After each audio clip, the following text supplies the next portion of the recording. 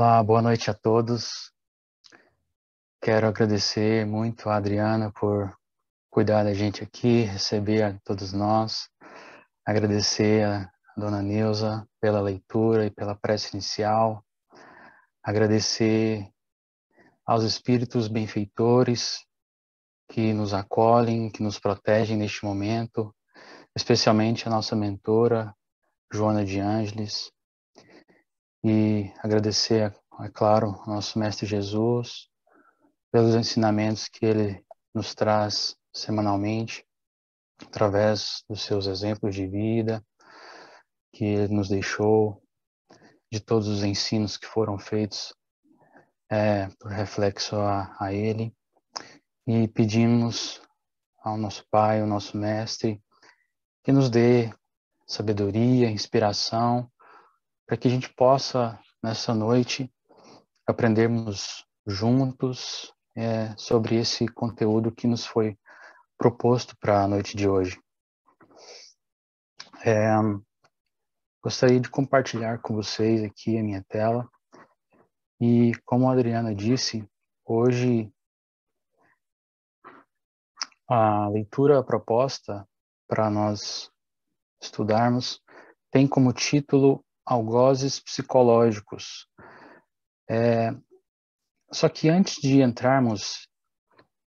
aprofundarmos nessa leitura, eu gostaria de trazer para nossa reflexão e para nossa fixação da noite essa pequena mensagem, esse pequeno parágrafo que foi retirado do livro O Evangelho por Emmanuel, que são comentários às cartas de Paulo. Então, Emmanuel comenta esse versículo que está em Filipenses, capítulo 4, versículo 8, quando ele diz: trabalhemos vigiando. Aquilo que se nos ocupa o pensamento é a substância de que se nos constituirá a própria vida. Retiremos, dessa forma, o coração de tudo que não seja material de edificação do reino divino em nós. Então, esse pequeno parágrafo, se nós dividirmos ele em 3 partes, ele traz uma profundidade muito grande que eu gostaria que nós guardássemos para esta noite. Que primeiro que trabalhemos vigiando, né?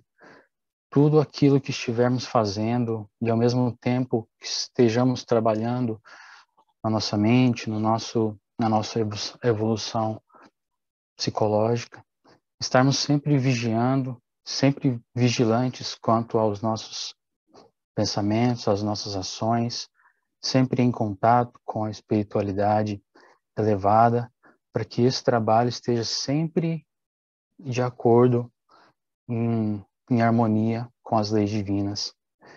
E por que isso é importante?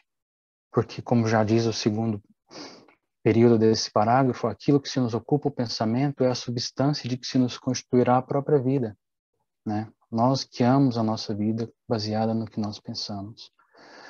Então, retiremos dessa forma o coração de tudo que não seja material de edificação do reino divino em nós, é porque Emmanuel vem trazer, através dessa última sentença, a responsabilidade para a edificação do reino divino por nós mesmos, né?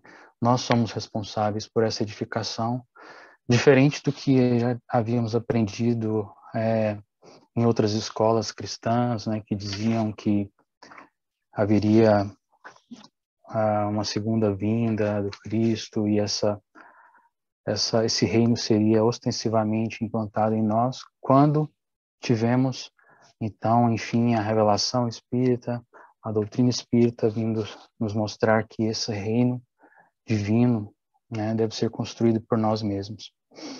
Então, essa é uma mensagem que eu queria que nós guardássemos para então darmos início à leitura que está nesse livro que foi psicografado por Divaldo Franco, pelo espírito de Joana de Ângeles, com o título Amor, Imbatível Amor.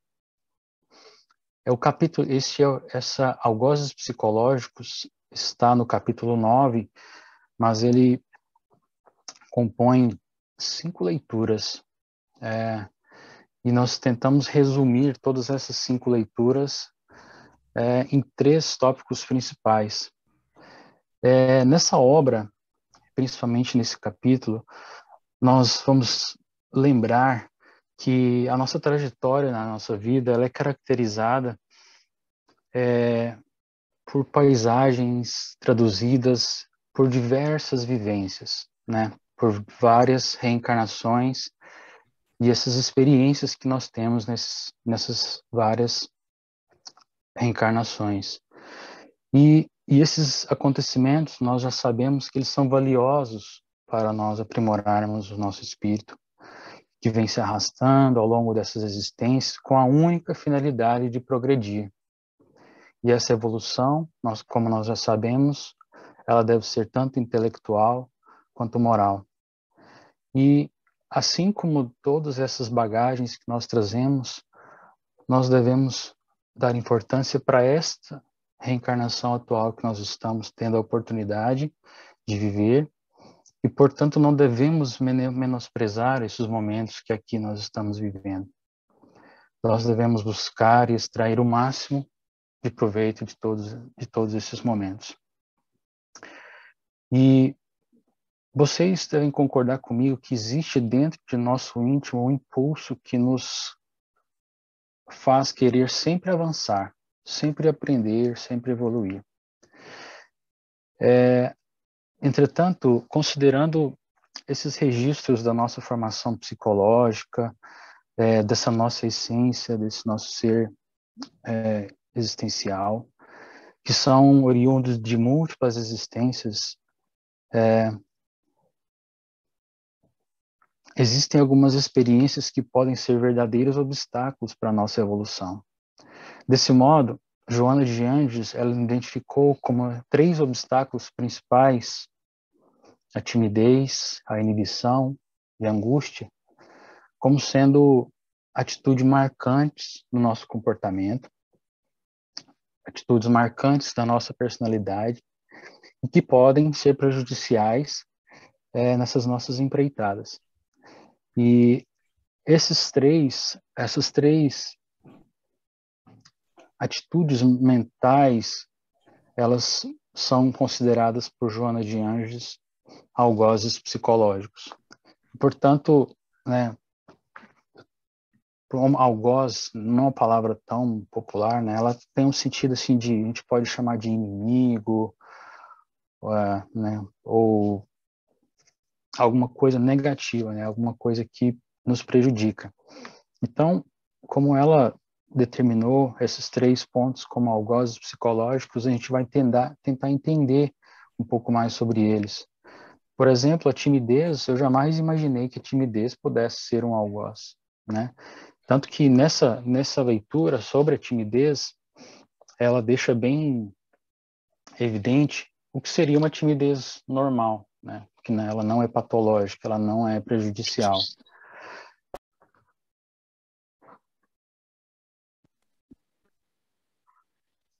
Então, retornando aqui, a gente lembra que essas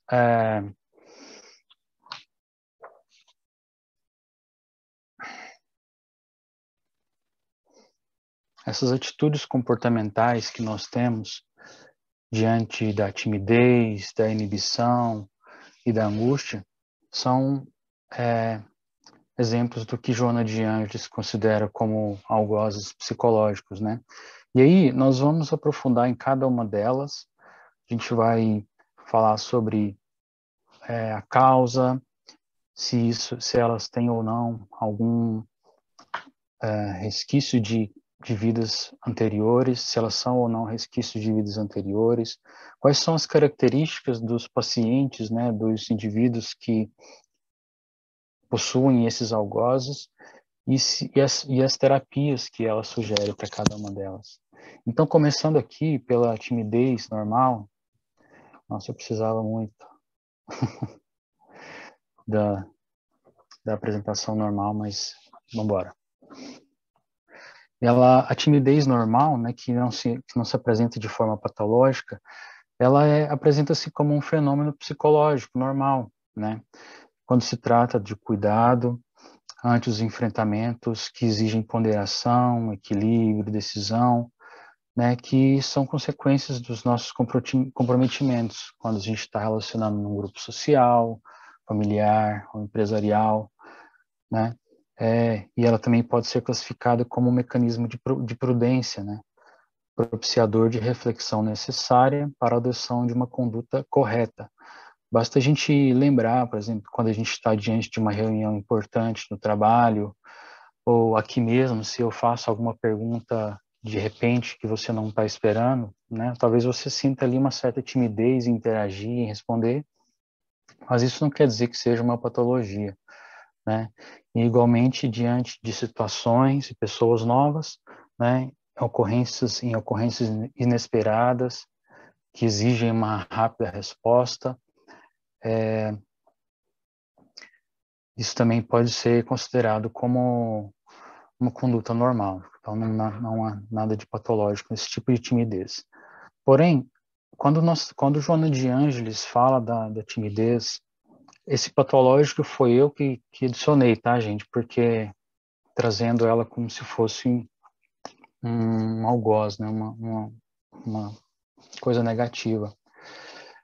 A causa, ela pode estar em um relacionamento infantil insatisfatório com a família, particularmente em referência à própria mãe, que se apresenta castradora ou pode ser superprotetora.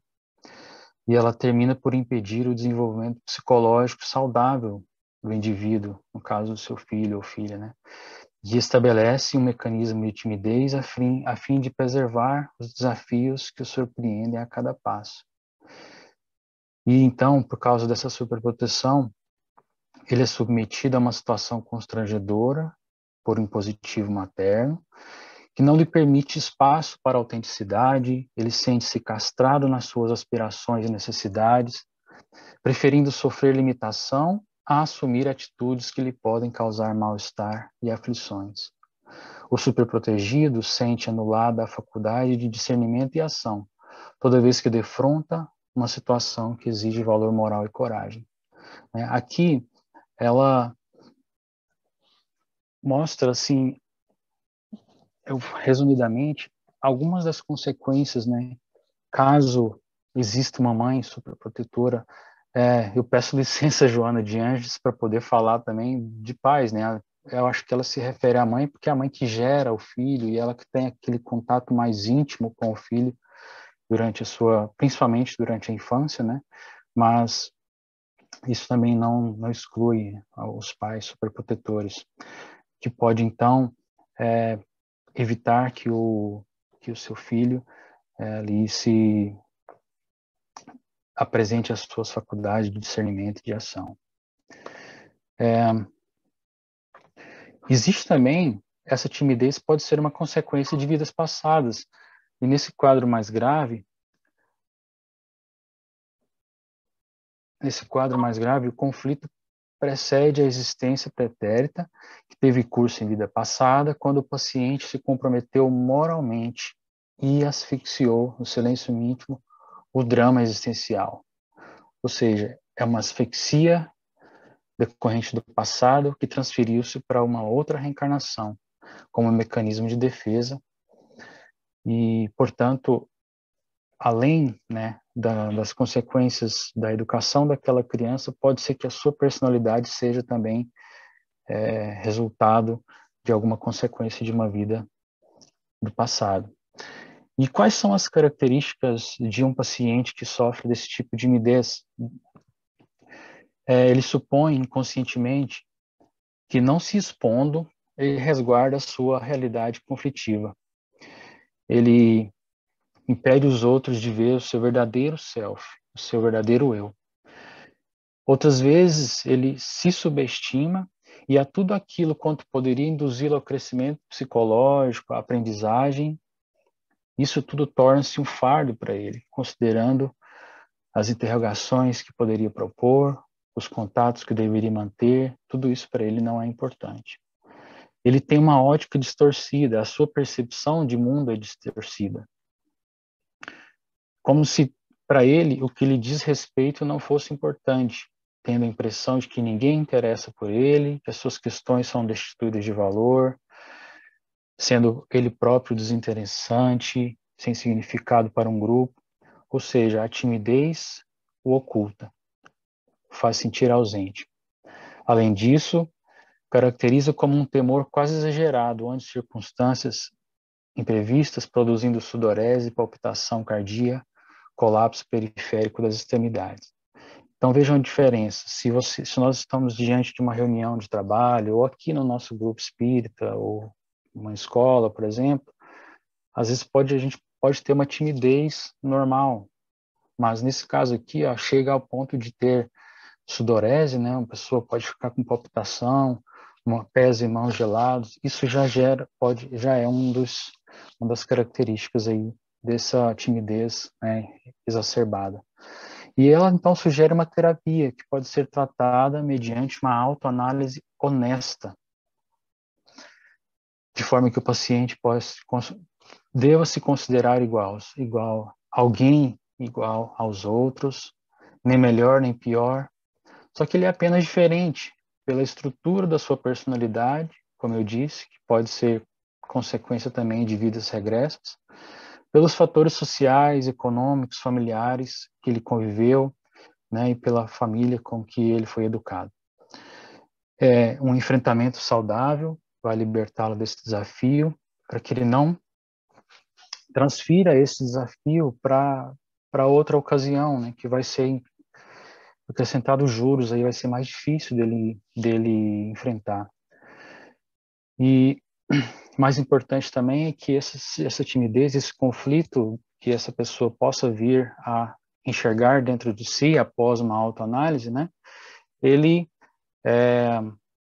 não passe isso para as próximas gerações, né? Se nós fomos filhos de pais superprotetores, e isso nos trouxe algum prejuízo psicológico, nós não queremos passar isso adiante, né? Portanto, a autoanálise é muito importante. Ademais, deve ter em vista que o credor é credor de respeito, de carinho, como todas as outras pessoas. Ele tem sim os seus valores, mesmo que ainda não tenham sido tão expressados, e merece por si mesmo fruir dos direitos que a vida lhe concede e lhe cumpre defender. Essa então foi a timidez. Deixa eu ver aqui como está meu tempo. Certo. Vamos falar então da inibição, que seria o segundo algoz, né, ensinado por Joana de Anjos, que também pode ser decorrente de uma infância infeliz, pela convivência com pais autoritários ou familiares rebeldes e agressivos, sentindo-se empurrado para dentro de si, com receio de ser punido, mesmo quando não tivesse praticado qualquer coisa errada, né? Ele sofre essa inibição por causa dessa imposição dos pais, assume então uma postura de vítima, que esforça para sempre agradar a todos, e sem ser incomodado pelas ocorrências ou pelas criaturas, sempre tenta passar despercebido. Outras vezes, a conduta insensível dos pais, e aqui a Joana de Anjos coloca especialmente da mãe, mais uma vez. E na minha limitada interpretação, eu acredito que seja por isso, por ela, né, ser quem gesta o filho e nessa primeira infância quem tem mais contato, por esse paciente conviver mais com a mãe nesse período infantil, faz ele se sentir rejeitado, transformado em incômodo que seria para os seus genitores com a sua presença, e isso lhe constitui um fardo, eliminando-o pela indiferença do grupo familiar. Então, desde a infância, pode ser que às vezes por causa dessa rejeição sentida pela criança, isso pode transformar em um adulto, né, com timidez excessiva, inibidora. Essa mesma ocorrência pode também originar no convívio com outros adultos, apresentar também marcas no relacionamento com outras crianças, né, que são incapazes de enxergar essa ocorrência, e aí ela acaba sendo excluída dos grupos, né, então acaba agravando aí esses conflitos e gerando essa inibição enfermiça. Também pode ter consequência em vidas passadas. Nós sabemos que essas nossas experiências, né, de várias roupagens, nós é que somos os arquitetos dessas experiências, né, tanto gloriosas quanto desgraçadas, tudo dependendo de por onde nós nos transitamos e como nós conduzimos essas experiências. E conforme essa condução, ela pode ser conduzida para as vidas seguintes, no caso essa que nós estamos. E essas consequências pode gerar inibição na nossa personalidade. Aqui um fato muito importante, né? Por que alguns de nós nascemos então em lares afetuosos? Por que uns de nós nascemos em lares afetuosos e outros em lares agressivos? Uns em lares opressores, outros em lares caridosos, carinhosos e amorosos. O renascimento nesses lares são expressões que resultam das ações por nós cometidas anteriormente. Se nascemos em lares conturbados, é porque merecemos passar por algum processo de reparação. Se tivemos ali os nossos atos enobrecedores, é para que haja, então, um crescimento ainda melhor. Timidez, inibição, tá aqui. Para que possa crescer mais, né? As características desse ser que passa por esse transtorno de inibição, ele se sente atormentado, vitimado por um complexo de inferioridade, evita sempre chamar a atenção, mesmo que exista dentro dele um vulcão de ansiedades e que ele se sente asfixiado. Então ele tem essas posições, esses comportamentos isolacionistas, e ele observa o mundo exterior considerando aquelas pessoas alegres como se elas fossem levianas. As pessoas que na verdade são espontâneas, para elas essas pessoas, a pessoa inibida as enxerga como insensatas. E aqueles que são extrovertidos, para essa pessoa ele enxerga como se fossem exibicionistas, quando na verdade eles são apenas extrovertidos. Então ele tem muitas reflexões pessimistas, autodestrutivas, e acaba sendo uma pessoa muito frustrada.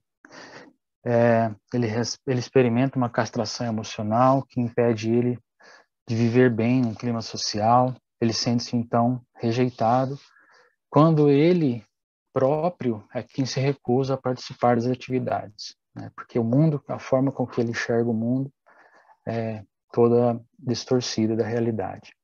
Então, Joana propõe essa terapia que, além das psicoterapias acadêmicas, né, da medicina convencional, que auxilia na libertação desses fenômenos de inibição, é necessário que exista o interesse do próprio paciente, né? É necessário que ele tenha um veemente desejo de sentir-se bem, liberando-se dessa sensação perturbadora de mal-estar, de inferioridade que ele está acostumado.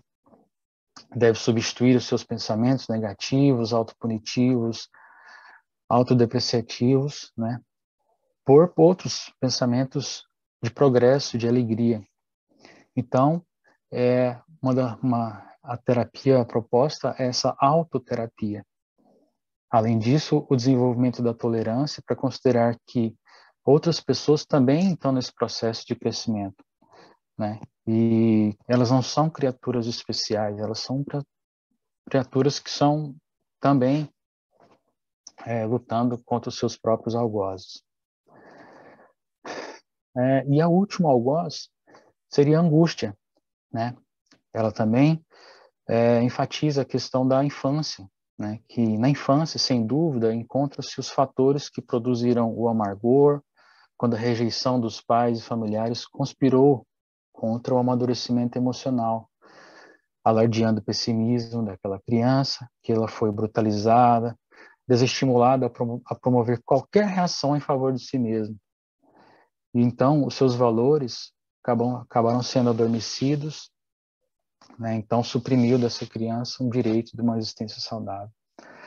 E à medida que se estabeleceram esses contornos brutais e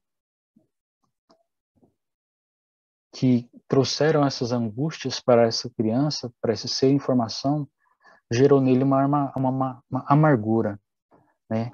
Causando aí os resíduos psíquicos pessimistas que se acumularam em forma de toxinas que envenenaram os comandos mentais desse paciente angustiado.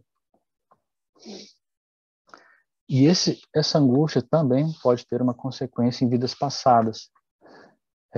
Ainda aí se podem contabilizar desse doloroso processo de instalação da angústia os efeitos do comportamento desastroso em existência transata, quando desperdiçou as oportunidades felizes que lhe foram concedidas pela vida ou os utilizou indevidamente, produzindo nesse indivíduo agora vergonha e desconforto, que não gerando desgraça de efeitos demorados. Quando não, gerando desgraça de efeitos demorados, né? Ou seja, essa angústia também pode ser uma consequência de atos e de escolhas de vidas passadas. As características mais marcantes desse paciente que sofre dessa angústia a angústia é a terrível agonia que limita o ser na estreiteza das paredes da insatisfação.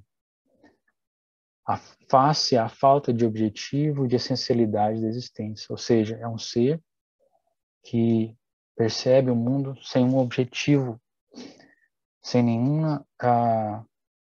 A existência dele não tem nenhum sentido para ele. Resultado dos inúmeros desconfortos morais, expressa sempre um desinteresse doentio e levando, sim, a transtornos psicológicos. Trazendo inscrita no inconsciente profundo a culpa. Após o despertar da realidade, esse espírito se reconhece indigno de autoestima. Mergulha no abismo da autopunição, torna-se então angustiado, sobretudo magoado em relação a todos e a tudo. Ele então, acostumado à rejeição e somando sempre os valores negativos que da afronta pela jornada, o indivíduo enfermo estabelece o falso conceito da irreversibilidade do processo. Ele não enxerga uma visão, ele não enxerga uma possibilidade de melhora, negando-se então o direito de ser feliz, essa felicidade que para ele parece ser utópica. Então ela sugere essa terapia para esses seres angustiados, que somente através do esforço bem direcionado em favor do reequilíbrio, utilizando a terapia específica, é que se torna possível a libertação do estertor da angústia, restabelecendo o comportamento saudável, recuperando os objetivos existenciais perdidos em razão do estabelecimento de novos programas de vida. Isso é como se fizesse uma reprogramação mental nesse indivíduo. Concomitantemente, o auxílio especializado do profissional competente torna-se essencial, contribuindo para a recomposição das paisagens emocionais danificadas.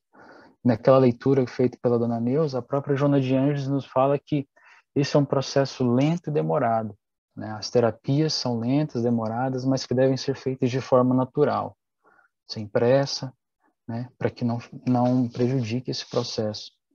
E além do auxílio especializado da medicina, o amor, que vai preencher esse vazio existencial por despertar novas emoções capazes de alterar a estrutura do ser. Através do amor, ele passa a enxergar a realidade de forma real, de forma verdadeira e não distorcida como era anteriormente. E o esforço pessoal, no entanto, é o fator preponderante para o sucesso da busca da saúde psicológica. Então, cabe ao paciente esse esforço pessoal. Essas foram as três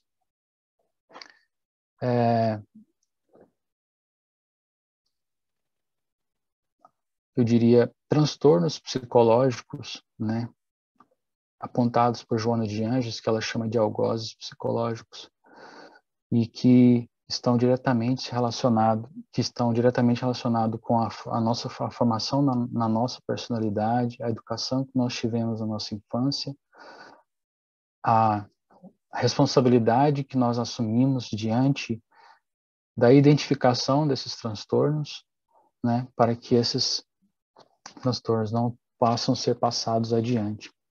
E que eu encerro voltando àquela mensagem inicial de Emmanuel, quando ele disse, trabalhemos vigiando, né? Porque, como eu disse no início, toda essa luta, toda essa evolução que nós buscamos, esse trabalho de auto-amor, esse trabalho de autoconhecimento que nós procuramos, seja através de uma psicoterapia, seja através do estudo sistematizado da doutrina espírita, que nos leva ao autoconhecimento, sempre devemos trabalhar vigiando, né? Quando enxergarmos esses transtornos que podem ou não ter sido consequência da educação que tivemos dos nossos pais, devemos assumir a responsabilidade deles, não jogar a culpa, né, nos nossos pais ou no ambiente que nós fomos criados, mas sim assumir que eles existem e trabalhar para que eles deixem de existir, né, para que possamos então não sofrermos esses transtornos mentais e possamos evoluir a nosso espírito imortal.